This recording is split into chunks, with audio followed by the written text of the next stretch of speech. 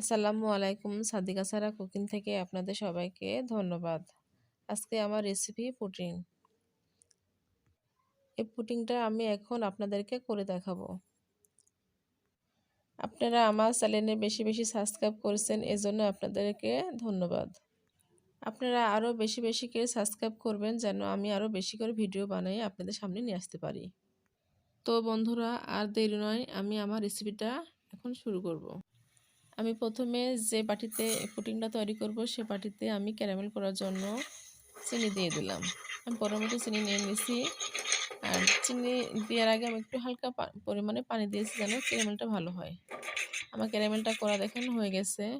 আমি এখন মিক্সার জারে চলে আসলাম। আমি একটা ডিম দিয়ে পুডিংটা তৈরি করব। আমি ডিমটা ভেঙে দেখেন ঢেলে নিচ্ছি। ডিমটা ভালোভাবে আমি ফেটা নিলাম। ডিমটা ফেটানো হলে আমি দিয়ে দিলাম এবার চিনিটা দেওয়ার পর আমি স্বাদ মতো একটু লবণ দিয়ে দেব, দিয়ে আবারও ভালোভাবে ফেটা নিব।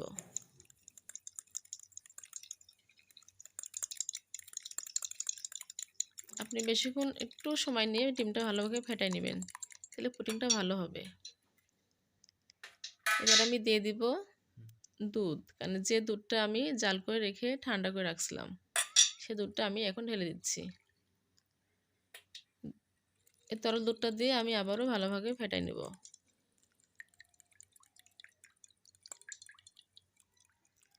আমার সবগুলো মিক্সার করা হয়ে গেছে। এবার আমি যে ক্যারামেলটা তৈরি করে রাখছিলাম সেটার মধ্যে আমি এখন ঢেলে দেব।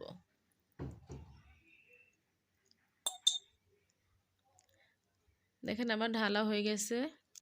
আমার পুডিংয়ের মিক্সারগুলো রেডি হয়ে গেছে। আমি এখন চুলার কাছে চলে যাব।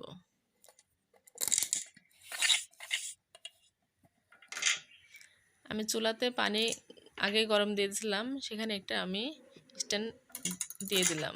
স্ট্যান্ডের উপর আমি যে পুডিংয়ের বাটিটা নিয়েছি সেটা আমি বসাই দিলাম, দিয়ে আমি ঢাকনা দিয়ে ঢেকে দিলাম। আমি কিছুক্ষণ পর ঢাকনাটা উঠাইয়া পুডিংটা দেখব। দেখেন আমার পুডিংটা হয়ে গেছে।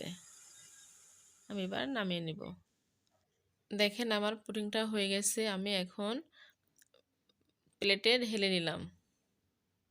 আমার পুডিংটা এখন আমি ফ্রিজে নরমালে রাখবো, কারণ যে শিরাটা দেখছেন ফ্রিজে নরমালে রাখলে শিরাটা জমে যাবে বা পুডিংটা অনেক সুন্দর হবে। তো বন্ধুরা, ভিডিওটি ভালো লাগলে বেশি বেশি করে লাইক, কমেন্ট, শেয়ার এবং সাবস্ক্রাইব করবেন। সবাইকে ধন্যবাদ। আল্লাহ হাফেজ।